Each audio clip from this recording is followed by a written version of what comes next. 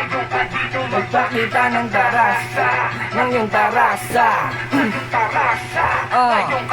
Magpakita ng tarasa, ng iyong tarasa. Pagkatapos bigla ka ismag na agad gumawa ang pambakat para matatandaan. Muna pag ako kumagat o lumapat at mano ano mabili kaya ko lapagan. Yung mga sumubo kaya nga nangaratahan. Di nagsawa ka tasugod bulsa mawala laman. Dahil sa malayo ko to parang daw malabo pa sa panahon. Nagsabi na ngayon ako naman di madali ang makuha, di na mabilang yung luha.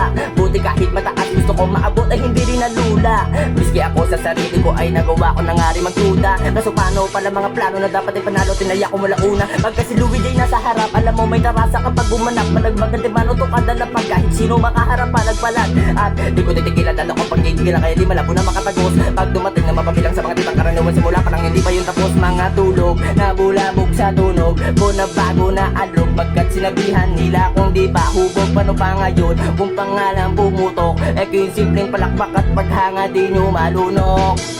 Yeah.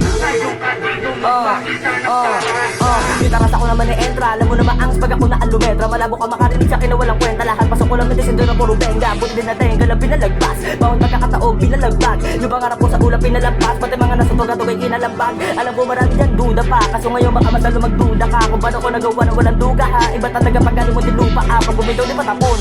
Kaya di malabo mo pasama ang pangalan ko sa mga lodi mo ngayong taon. Pag nagkataon na pumanahon ako naman may tanong. Ganito ba yun? Ano ka na yun? Nang yung tarasa, nang yung tarasa. Ngayon ka dito magpakita ng tarasa. Nang yung tarasa, nang yung tarasa. Ngayon ka dito magpakita ng tarasa. Nang yung tarasa.